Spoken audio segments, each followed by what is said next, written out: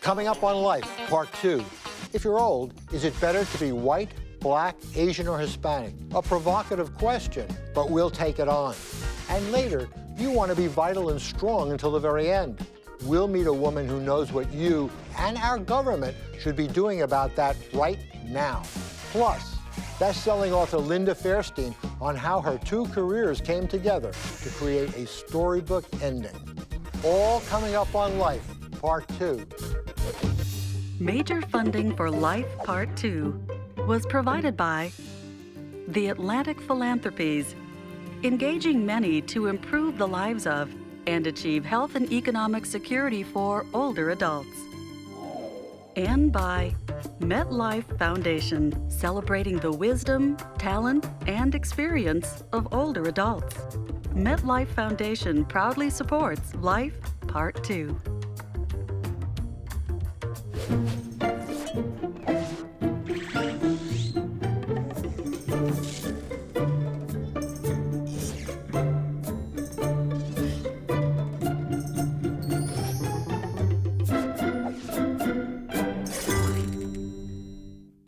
Welcome to Life, Part 2. I'm Robert Lipsyte. How do different communities treat their older populations? Does an African-American baby boomer coping with aging parents face different challenges than, say, an Hispanic or Korean-American in the same situation? And what can each of our communities learn from the other's experience? These are some of the questions we'll tackle today. But first, let's see how one Korean immigrant is caring for her 92-year-old mother.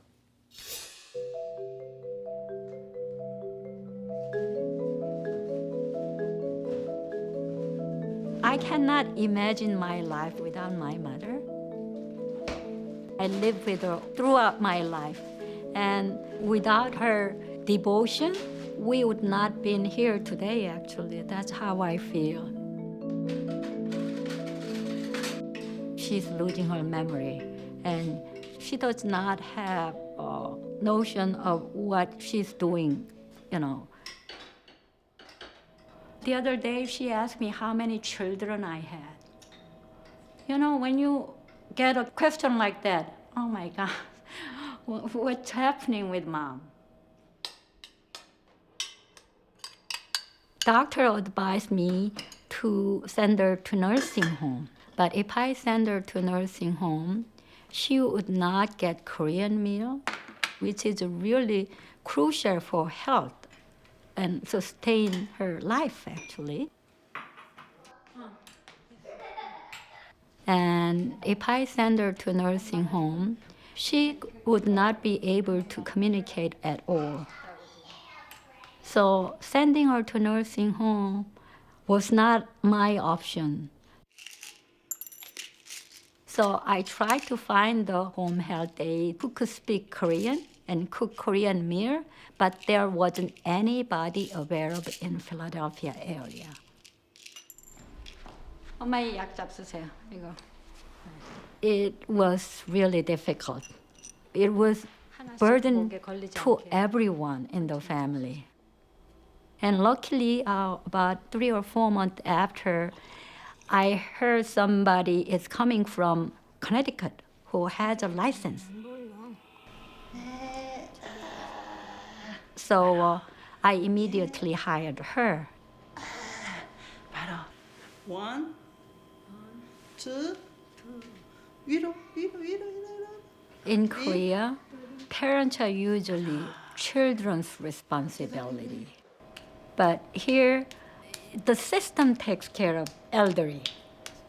But still, we have a guilt feeling if we don't take care of our parents. 순하죠. 네. 나 같은 죄인 살리신 주내 놀라워. It's not just my mother. Any people out there, Korean or non-Korean, doesn't matter. Really, they have very similar needs.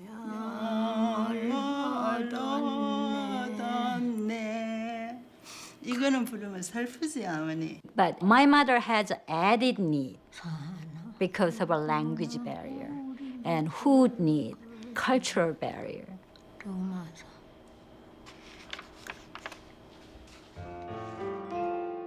A very contemporary American story we've just seen, which brings us to our panelists. Dr. Jean Nguyen is Assistant Professor of Family Medicine and Community Health at the Hospital of the University of Pennsylvania. Melvin Delgado is a professor of social work at Boston University. He's the author and editor of many textbooks, including Latino Elders and the 21st Century. Dr. Jerry Johnson is chief of the Division of Geriatric Medicine at the University of Pennsylvania and a senior fellow at Penn's Institute on Aging. He is a former president of the American Geriatric Society. Welcome all to Life, Part 2. Melvin, the movie we've just seen, yes, could that have been shot in the Latino community? I think there were many similarities there. As I watched it, you can easily close your eyes and get a sense that you were talking about a Latino family. Mm-hmm. Concerns around cultural values not being respected, language barriers, a sense of moral duty to take care of your family rather than put somebody in a nursing home. All those are themes that we can find in the Latino community across the country. So no, that it could easily be a family with Latino background. I mean, when an Asian family, and I hate to say that because there's Korean, there's Chinese, there's so many different, forms of Asian family, come smack up against, ensconced American institutions. There's always a rub, isn't there? There is. The woman in that clip spoke about the fact that in America, the system takes care of older people, but the problem is that the system really isn't set up for people who are like the woman in the story, and particularly for Asian Americans, where you're dealing with such a broad range of cultures and languages. It is a challenge for any system to be able to do it well. Yeah. Jerry, I mean, if they finally do find their way into the medical industrial complex, they're very likely to come up against doctors who are not culturally prepared for them. Absolutely. That's one of the big challenges for all of us. First of all, there's a culture of medicine, a culture of Western medicine, mm-hmm, that often is at odds with views that ethnic groups have, mm-hmm, about the cause of disease, about the nature of help that should be provided. One of the challenges, though, that this film brought to mind, and I think it relates to what Melvin was saying, that would be a big challenge for an African-American family, would be whether or not to allow the person to go into a nursing home. There's a strong sense of concern, if not guilt, mm-hmm, that to allow one's parent to go into a nursing home is a manifestation of neglect. Mm-hmm. And if there are not enough resources in the home, then the, mm-hmm, person doesn't get good care. Well, this guilt and shame that might be felt is also coming up against the mainstream white boomer entitlement. Mm-hmm. The issue of this guilt and shame is a very large issue for Asian American communities, because in many, particularly Eastern Asian communities, the concept of filial duty is, mm-hmm, predominant, and that is families are obligated to provide total and comprehensive care to their elders as they get older. And if these families are unable to do it on their own, then they are somehow not fulfilling their duties. Mm-hmm. And so people are reluctant to ask for help. Right. They are reluctant to admit that they are unable to do what they are meant to do. Do you think that's true in the Latino community? Yeah, I do. As a boomer, I find that I'm really caught between two worlds here. The cultural values of my family, being born and raised in Puerto Rico, and the cultural values of this country where I was born and raised. On one level, I'm told that my parents, when they get old enough, they should go into a nursing home. That is not my responsibility, that's society's responsibility. However, on being born and raised in a culture that says no, your parents stay with you, and we'll work out a system where different family members will provide. And as a boomer, you're kind of caught between these two worlds and say, well, no, you should be able to move on your own and not worry about your parents. But on the other level, you do experience a great deal of guilt. And one of the things is I've been hospitalized a few times, and several times with Latino, mm-hmm, roommates who brought, 100 family members. That's exactly. Now, my first reaction was being irritated, you know. But then I began to see what they were doing, that he was beginning to get the kind of care, and then some of it came over to my side of the room. He was getting kind of the care that nurses were not giving anymore. Right. You know, and then I also sensed that he would get an aftercare from this extended family. See, it's interesting because your example is classic, because it's not unusual for an older Latino to go to a medical appointment and have 4 or 5 people with them. And it's interesting. I sat in on one interview once where the doctor asked the patient a question, and then the patient's daughter answered it. And then the doctor asked the patient a question, then the uncle answered it. And then after a while, you didn't know who was the patient. So it's almost like a clash of values of individualism versus interdependence. In many other cultures, we're talking about interdependence. Is I'm not sick, we're all sick. If I'm not well, we're not all well. Ultimately, either the system is going to have to accommodate or we're going to have to change. And right now, I think we're at loggerheads on that. And you know, one thing that I hear from you and that I believe is that we in the health professions have to recognize that families have variable definitions, and a family today may not be the same traditional model as family 30 or 40 years ago. The important members of the family may not live in the same house. They certainly may be either gender. There may be cousins. Sometimes the important caregivers who act like family are not biologically related at all, but have a very instrumental role in caring for an older adult. So who is accorded respect, with whom is information communicated? And I think the answers to those questions have to be more expansive than they've been in the past. We talk so much about the dynamic of the family, the interdependence, and it seems like there's a yin and yang here, good and bad. Yes?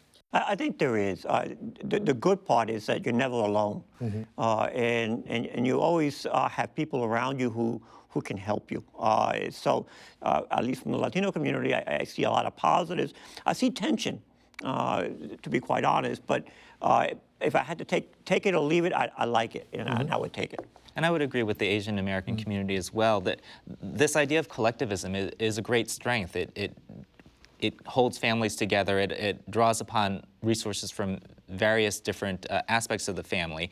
And I agree that there's also tension because sometimes people are quite conflicted between the obligations to the family and obligations to the self.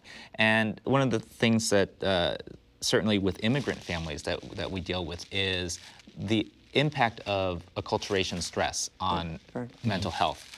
As people who have lived most of their lives from somewhere else move into this country, they have certain expectations of what life is going to be like as they grow older. And then their children who are now adults in this country may have very different ideas of what that relationship between them as adult children and their parents will be. And the culture clash can lead to pretty important mental health problems. But you raise another point around acculturation, which for in the Latino community, there's a lot of research going on acculturation. And what they find that those of us who were born and raised in this country, when we compare ourselves with someone who was newcomer to this country, those of us who were born and raised in this country tend to be much more unhealthy. Our life expectancy is lower, which is counter-logical to what a lot of people say. Well, you've got access to this great health care. Yeah. Why are you dying earlier on? And the research takes a look and says, look, the diet of somebody who's highly acculturated in this country would be fast foods. And lack of exercise, because the kind of jobs you may wind up going into, compared to somebody who is a newcomer who is going to be looking at food very differently, prepared.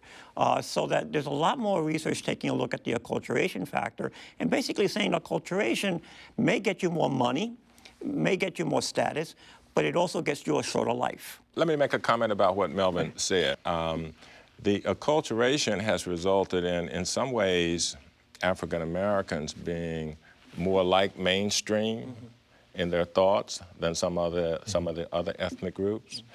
One of the places where that does not hold true is a general sense of belief or trust in the healthcare system. And that presents challenges for health professionals and a need for a respectful and cautious approach to negotiation. Yeah, well, I think the bottom Particularly with line some is cultures. I'm going to enter an ethnic family and have the kids take care of me. All right. Thank you all so much for joining us on Life Part 2. Of course, any conversation about caring for aging family members raises huge public policy issues that we should be confronting right now, which is why I sat down recently with Dr. Linda Fried. She is Dean and Professor of Epidemiology at the Columbia University Mailman School of Public Health, as well as a Professor of Medicine at Columbia's College of Physicians and Surgeons. When we met, I listened very carefully to her advice. Dr. Linda P. Fried, welcome to Life, Part 2. Thank you. It's a pleasure to be here. In an editorial you wrote in a national journal, a very scary phrase that you quoted from the National Institute of Aging, a silver tsunami approaching for which we are unprepared. And this is kind of the all the old people, us included, who are sweeping in. It scared me. Should it have? Perhaps. Depends upon whether we prepare for that tsunami or not, or whether we're caught by the wave. Or what's happening? Are we preparing? In brief, no. For sure, not adequately. And the tsunami is a tsunami of numbers, which is that we're going through an unprecedented revolution in human history, which is that we're an aging society. In 1900, 4% of the U.S. population was over 65, and a little over 100 years later, it's going to be 20%. It really requires a whole lot of thinking ahead of time about how to do this well, because it could be great. What's so great about it? I mean, everybody is fighting age. The boomer generation is denying age. You know, why should we be thrilled to be part of this silver wave? You know, one of the things that's perplexing is that the aging of society is the success of all of our investments in public health and in medical care over the last century. And those investments have been phenomenally successful and underlie people being able to live longer and people being able to live longer in general, much healthier than previous generations would have seen. So we have a success which we societally now are often looking at with grim eyes. And the way we look at it might be the obstacle to experiencing those benefits. Yeah. Well, I mean, one of the statistics was that the highest tide will be in 2030. Correct. When I will be 92 Happy and birthday. will really be in need of what you call complexivists, doctors who really understand all the complicated issues of aging. And there are not going to be enough of them. Right. Why? Why is that? Maybe because geriatrics is one of the youngest specialties in medicine. It's only 21 years of age.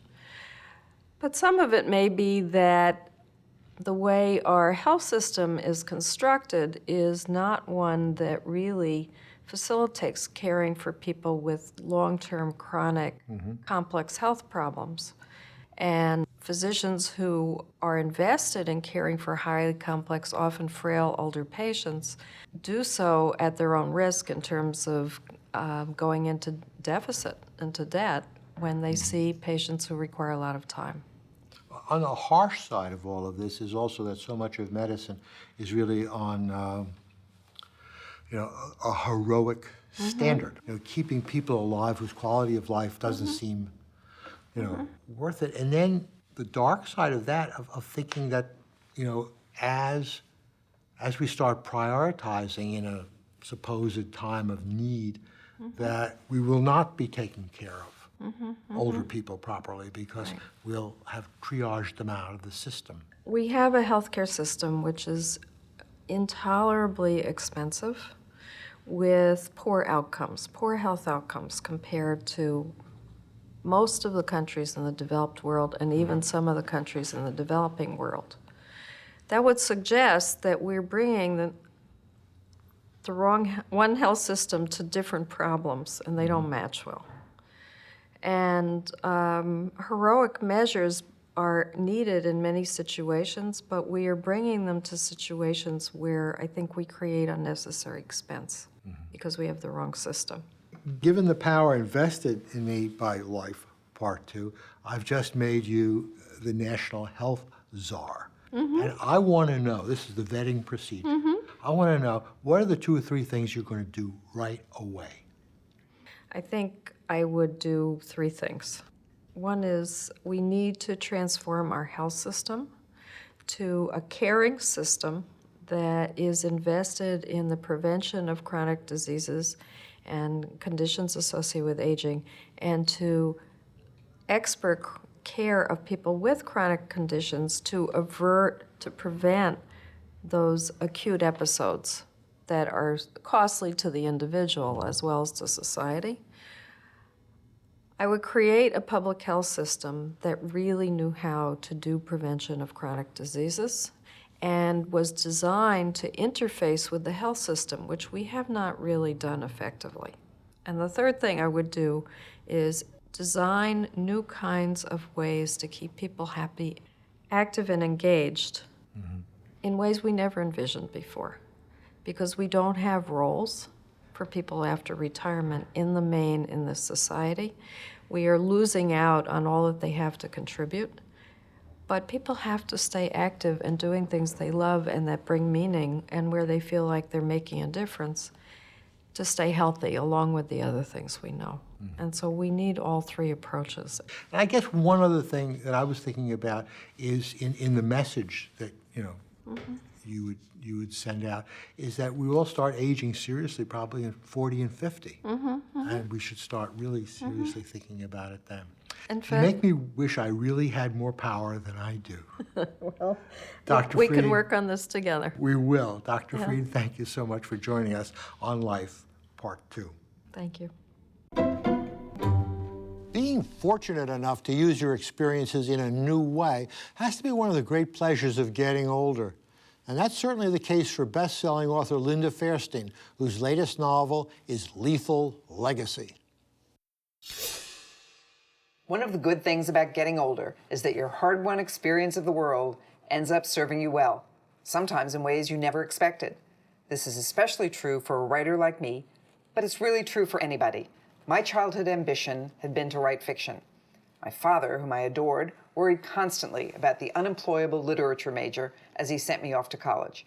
He told me over and over again that I had nothing to write about. Get a job, he urged me. So I settled for my second choice, public service in the form of prosecution. And that's how I earned my lines and wrinkles the hard way.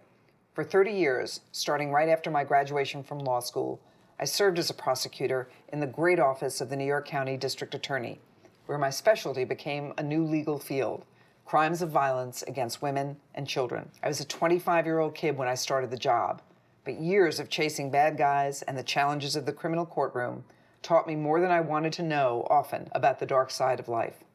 But I never gave up my dream and came to realize with great delight that my career in the law had provided endless material to fuel the stories I wanted to tell, and how better to grow older than enjoying the writer's life. It assured me of 2 things. First, in creating a protagonist who is my alter ego, Alexandra Cooper, a prosecutor on the front lines, waging war to make the streets safe for women.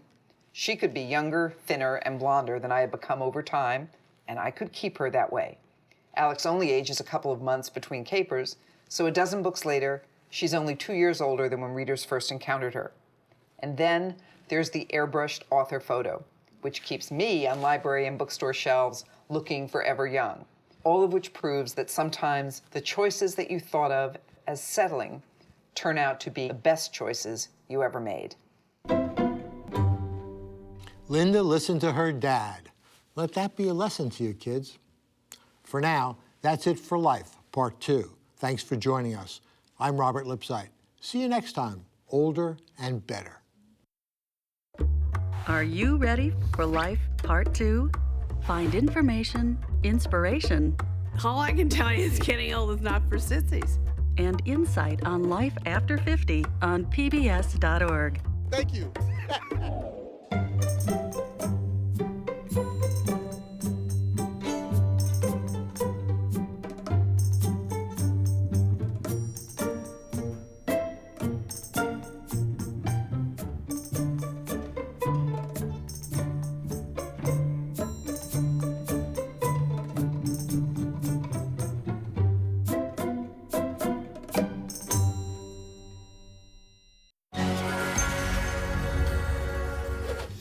Major funding for Life Part 2 was provided by the Atlantic Philanthropies, engaging many to improve the lives of and achieve health and economic security for older adults. And by MetLife Foundation, celebrating the wisdom, talent, and experience of older adults. MetLife Foundation proudly supports Life Part 2.